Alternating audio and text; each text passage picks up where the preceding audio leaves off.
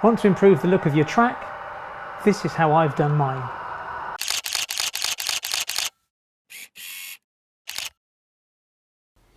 Hi, welcome back to Chadwick Model Railway. I'm Charlie.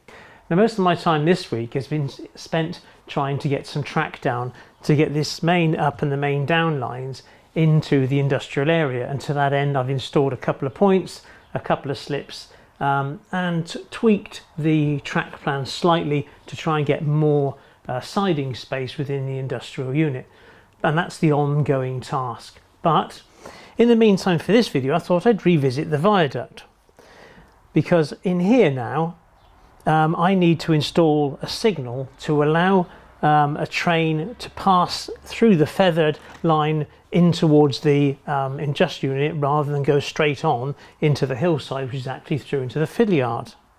YouTube is an enormously rewarding community really, and one chap from last week's video noticed that as I was programming one of those DCC fitted signals, he noticed that it went from red to amber and then the feather, and quite rightly so. He corrected me to say no, it shouldn't, it's to stay at red, then have the feather and then have the amber. I mean, I would never have known that unless I go down the railway station and kind of sit there for hours waiting for these feathers to change, but fair play to him. So I'm going to have to reprogram that signal. And talking of that signal, and my cunning plan here is obviously just ripping off this piece of rock and cutting into this Celotex. I've got this other little alcove section which I recovered from another layout. So what I thought I would do is cut that further back and then install that 3-aspect signal with a feather to go in there. And I think that will hold okay, and then I can get around to sorting this section here out. Anyway, before the paint and the glue comes out, I need to change this polo shirt. So I've trimmed away a fair section of the Celotex. I just want to put a bit of brown base coat in here, because what's going to appear in this gap is mainly going to be foliage. And there's my modified little alcove, and that should fit in there quite nicely. And I've cut a hole in the base there for the signal. And here's the signal, and I've cut off those two tangs that were there. So my idea now is to pop that into there and secure this onto there. But what I thought I would actually use is is to secure this sort of temporarily with black tack, which is like blue tack but twice as tacky. That way, if I need to get to those two contacts on the back of the signal to reprogram it, I can, and then run the cables down here and through the gap and then into the main circuitry. So I shall glue this in and secure it, sort out this wall, and then black tack this little signal in place.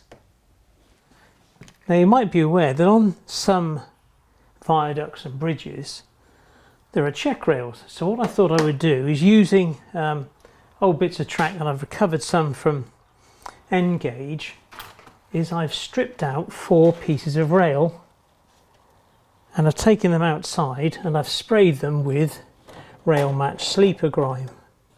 And if I just lay them in place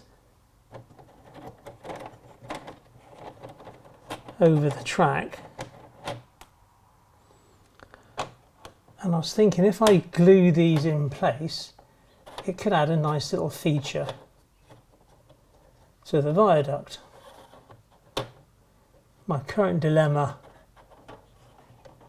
is, do I glue them down before or after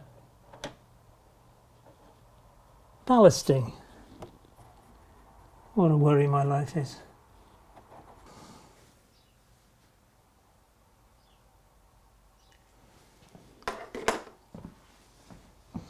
So now hopefully you can see the effect of those two rails. They sit marginally lower than the others, but gives it the kind of right effect. If I'd used full size rail, I think it would kind of dominate the feel of it. So by using N gauge track, I thought it'd make it easier on the eye. Now I don't know how you get on with super glues, but I don't have such a good what do you say, success rate.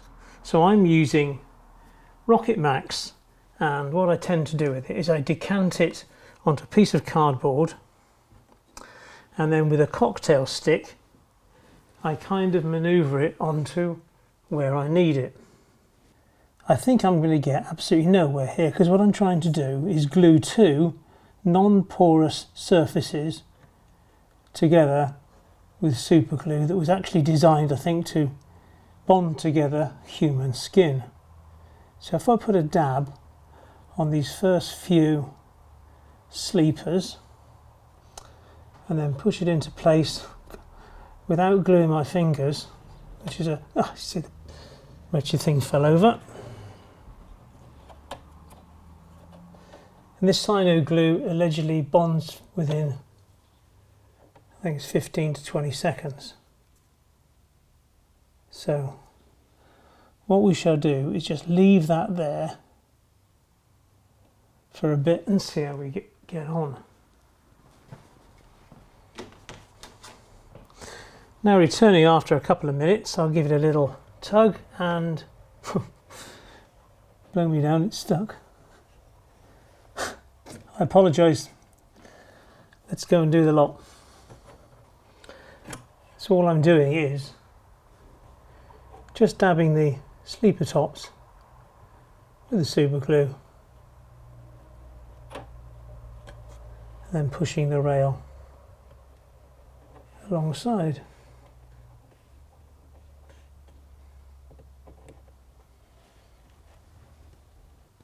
Well, I can honestly say I'm quite surprised really to be able to super glue metal to sort of painted wooden, well, plastic sleepers. I didn't think that would really happen, and I'm sure when we run a train through this it'll look so much better. With the viaduct is now not looking too bad, but some of the track that goes to it has holes in from previous use, where obviously the previous owner, because I've obviously bought them at a show or whatever, have been using pins.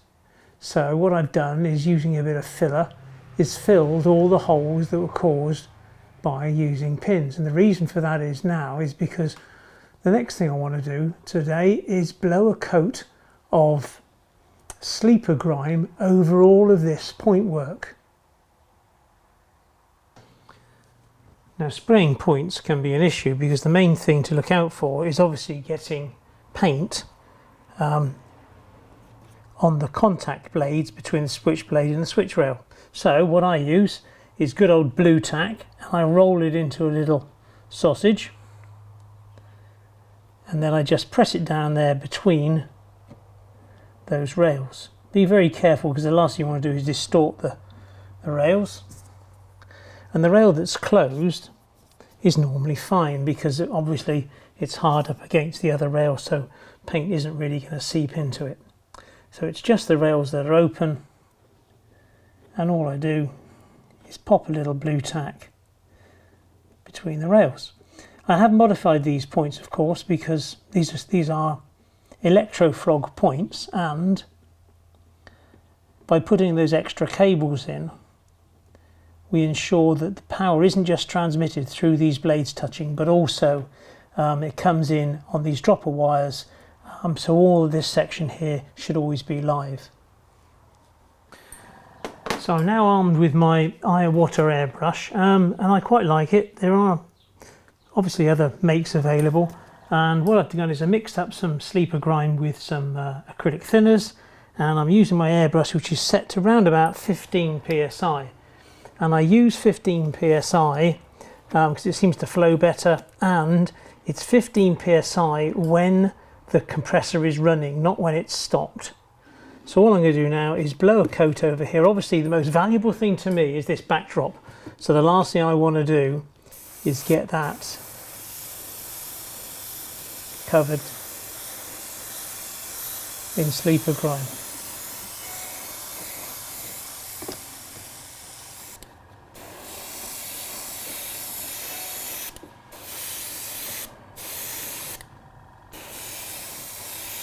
I have noticed I've a couple of sleepers missing, so I'm going to stop now and just fill those missing sleepers in.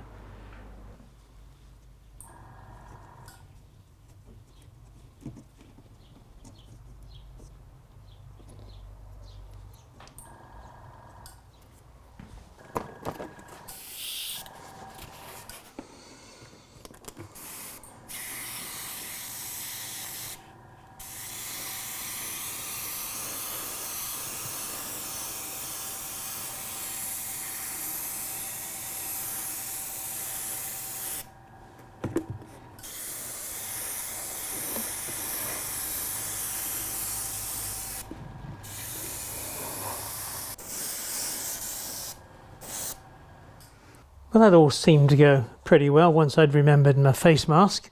And one other thing I forgot to do was take out these little lugs, and the reason they're here is so that if you choose to have your Pico point motors connected directly to the bottom of the point and then cut a hole in the base plate, then these 4 lugs here allow the prongs of the point motor to fit directly into the point.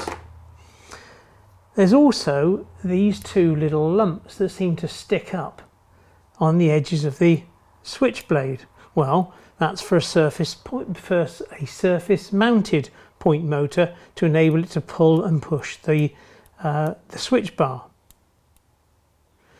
So why do we need them? Well, clearly we don't.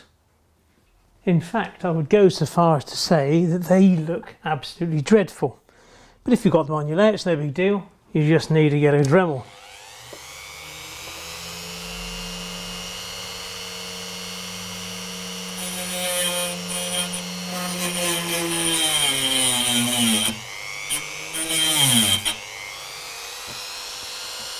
But the trick is, of course, to cut them off before you paint your track.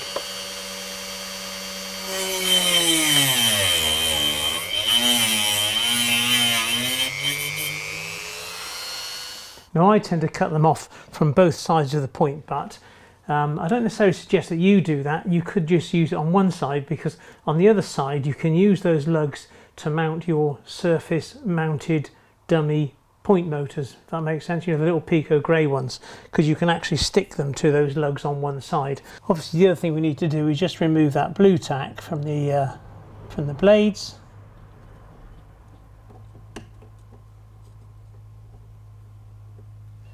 I just need to clean that up with a cotton bud. Beautiful.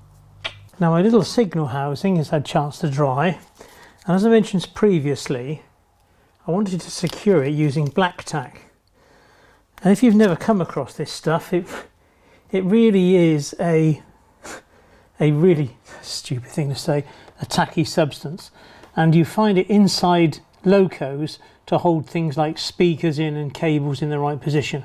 So all I intend to do is pop some of this black tack underneath this mount and then pop it into place. So if I need to get it up to reprogram it or whatever, it's really just a safety thing to make sure it works properly. And I've put it at an angle slightly so that it will kind of look down the track. And I just need to hide those cables away a little more. And clearly I'm not going to ballast over this or do too much work here until this signal has proven its reliability.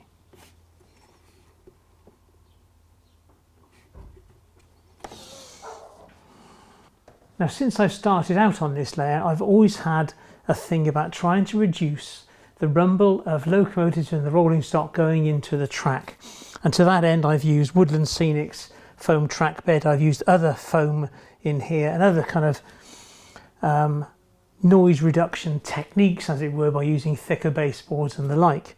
I always keep in mind the fact that a lot of people suggest using automotive soundproofing sort of blankets underneath the baseboards, but I'll cross that bridge when we get to it. But what I wanted to do today was to ballast the viaduct, because the viaduct, being a plastic box, as it were, can amplify sound. So what ballast did I want to use and what glue to hold the ballast down? Because the glue that holds the ballast down is the thing that transmits the sound from the rails. It bypasses the foam and goes straight into the baseboards. So that to me was key, and having cork there isn't a great deal of use. So what I did is I made this short video last night. Now you may remember this board from several months ago when I did a ballasting video. Well, what I've done here with a layer of the Woodland Scenics foam track bed, I've glued it down with Copydex, which I'm sure you'll remember from your school days. The stuff stinks of fish. Stuck it down on onto the this piece of 12mm ply, and then with a piece of old Hornby set track, I've glued the piece of set track onto the foam track bed. So yeah, so it's all Copydex. And now what I'll do is I shall, with my little ballast dispenser, I shall ballast this track and then take it from there. The dispenser has a little door at the bottom, so you can close the door, then add in your ballast, and then open the door and move it along the tracks. And surprise, surprise, out comes the ballast.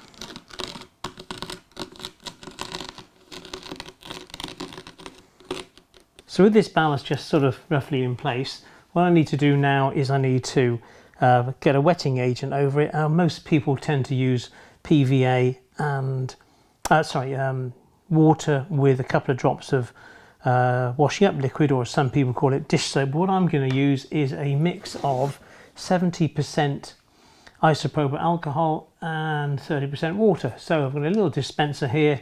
So what I shall do is just give it a wetting, and hopefully without blowing it all over the place.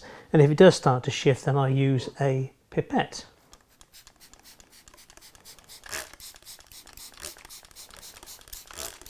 And the reason we're doing this is obviously to break the surface tension of the water, so that the water will go straight through. The glue mix will go straight through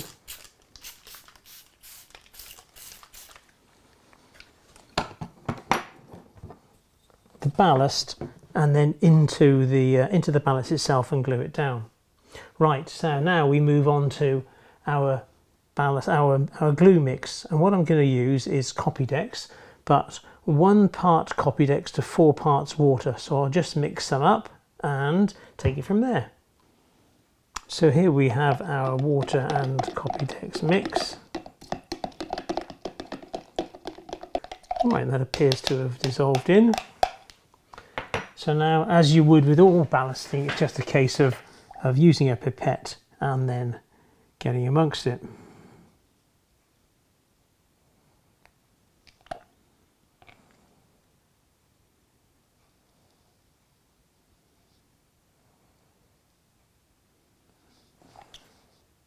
It should soak through reasonably easily with the isopropyl alcohol paving the way. There's something therapeutic about doing this. Or perhaps I need to get out more.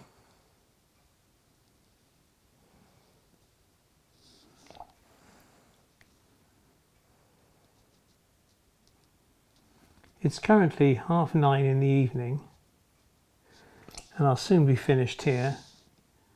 So we'll come back in the morning and see if it's dried. Well, here we are back in today, if that makes sense. And it's been 20 hours since I put that glue on yesterday evening. So what's it like? Well, actually, there's some good things and some bad things about it.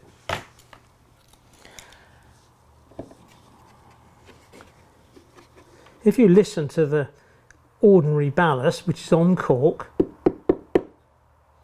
and then the Celotex, it's brilliant. when you compare it. Doesn't sound much difference then, but you know that it's not transmitting the noise from the track into the glue, across the foam and onto the baseboard. It's not doing it. It seems to be fine. However, there are a couple of issues. And if I can zoom you in a bit, there's clearly a colour change. This piece here seems more brown than that, and what I think it's due to is the isopropyl alcohol, because I noticed in the earlier video when I watched it back, here didn't get so much of the wetting agent, whereas here it did, and here it seems to have a browner tinge. Not that that's a matter of, it's not a problem, it's just an observation. I should have taken more time when I laid on the ballast and got it between the sleepers in it much better, because now you can see if I scratch away the ballast, you can see the stringy nature of the glue. Now with this sleeper here, it's fine because there's not much ballast to kick off, but let's take this one here. So if I scratch away at it, and you can see the stringy nature of the Copydex coming away. So it's great, but you have to clear all the sleepers before you put the glue on, because if you start scraping it, then you'll start pulling that Copydex film.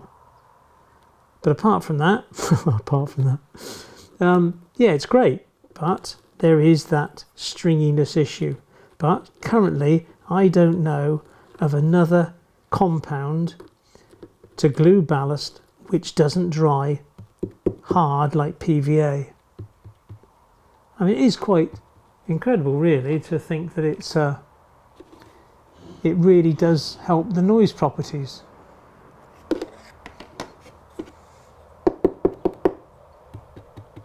So what's next? Well, I've sprayed the track already with sleeper grime, and the reason I did that, just to emphasize that, was to take away the plasticky nature of the sleepers.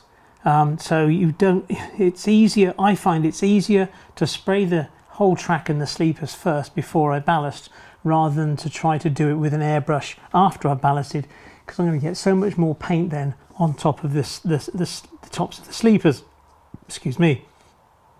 And of course, if you don't want a great deal of weathering on the track, then you're going to be left with shiny brown sleepers looking back at you, which I really don't like. Now, let's talk about ballast then. I've got literally, well, I have to say dozens, that's not true, is it? I've probably got half a dozen different ballasts. But for this one, for the viaduct, I'm going to try an N gauge ballast. Never used one before in my life.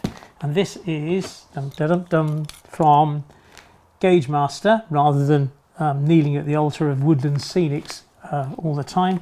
This is from Gauge Master. It's GM115. I can't read upside down. Granite ballast, and it's obviously a mixed blend of ballast in here. There's two different colours mixed in, and yeah, it looks pretty good to me. £4.25 a bag from my local model railway shop, rather than kneeling at the altar of one of our very big online suppliers. So I have no idea where it will work in my little dispenser, so after supper I shall come back and stick it on. How exciting. I've also in the meantime glued in some cable trunking. I wanted that to dry before I came back from supper. So supper, and then we'll crack on. So here I am, armed and ready to go, with a couple of sized brushes, a spoon, and what I've done with the ballast, I put it into a small plastic bottle. And what I thought I would do is sprinkle this on and see how I get on from there, because using the dispenser, which I use for my my double O, was clearly going to be a step too far really. So I thought I'd do one arch at a time and then brush it in and see how it goes really. It's as much an adventure for you as it is for me.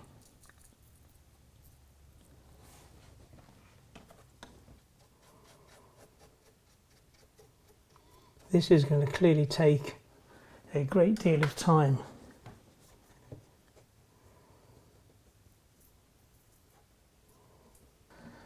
I don't know whose clever idea it was to fit these other rails. They will look lovely, but it's an absolute nightmare to ballast. Still, it'll all be worth it in the end, I imagine. Hats off to N-gauge modelers. I've never used such a fine ballast before, and it's certainly a fine art, this is.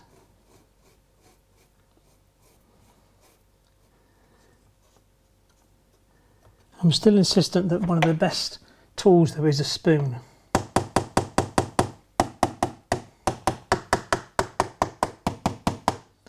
Because it certainly does make the ballast settle in.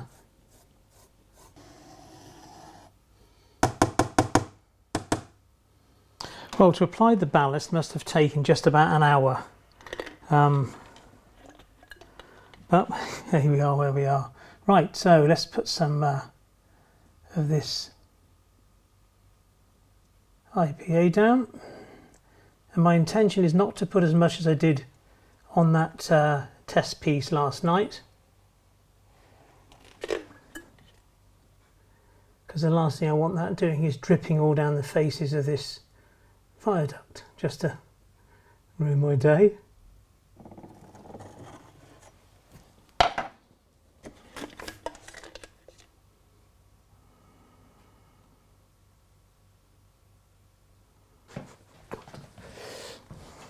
Another quick tip, and that's when you mix it up, make sure you put the Copydex into a wet bottle as you mix it.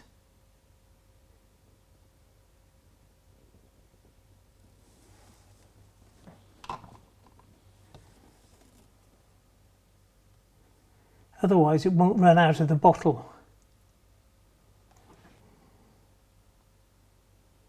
I do apologise if my hand is continually in the way.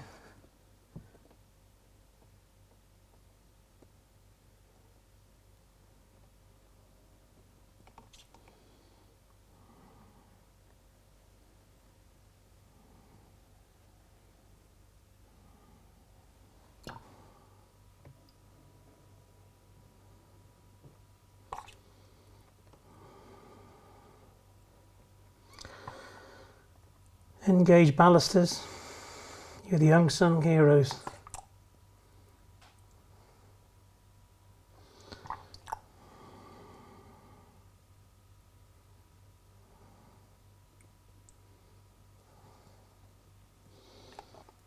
Well, there it is in place. So it's now 8:30. I finished at 9:30 last night, so it's a case of just calling it a day and hoping. So we'll see what it looks like in there in the morning. So it's now the following day and it's had a chance to dry, but you can still feel some moisture in there.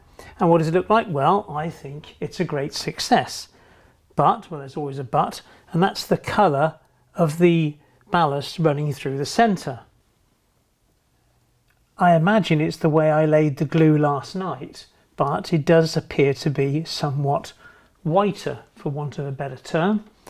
I don't see that as a major issue because, you know, by the time I've weathered this and then put a few bit of static grass down the middle and weathered it in, it will look absolutely fine. The main thing is the track, you know, between the rails. I think it looks absolutely brilliant, and the two check rails really add to it, and the track between the sleepers looks absolutely great. So it gets a thumbs up from me, but I will be seeking another product, you know, that does soft ballast on my next ballasting adventure. Of course, I now have the arduous task of cleaning off all the paint from the spray gun yesterday. I know a lot of people tend to wipe it off as soon as they spray it on. They wipe it from the rail tops almost immediately. Well, I tend not to do that. I'd rather rub it down afterwards than, you know, putting a damp cloth around there trying to get it off. I would just rather do it the following day, really, is the way I kind of do it. But hey, each to our own.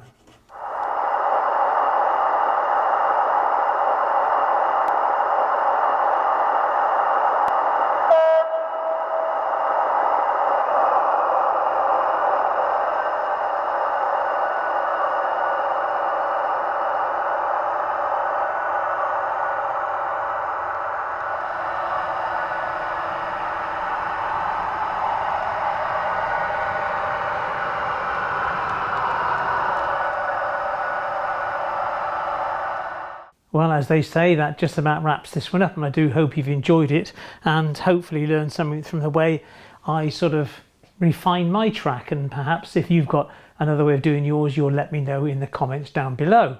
A little bit of bad news. I went weekly because of the lockdown, and as the lockdowns come to an end now, I intend to go back to once every 2 weeks. So there won't be one next Friday 12 o'clock. There will be one the Friday after. However, just occasionally I will drop in a weekly one, whether it's a quick review or whatever. In the meantime, as usual, I'd like to thank my patrons. The patrons make it all possible, and without their support I couldn't go and buy and try out all these different gadgets and gizmos and consumables. So I really am so grateful, and if you'd like to become one, there's the link. If you haven't subscribed, there's the link to that, and there should be a video here and here, and I'll see you in 2 weeks' time. Take care, thanks a lot, bye bye.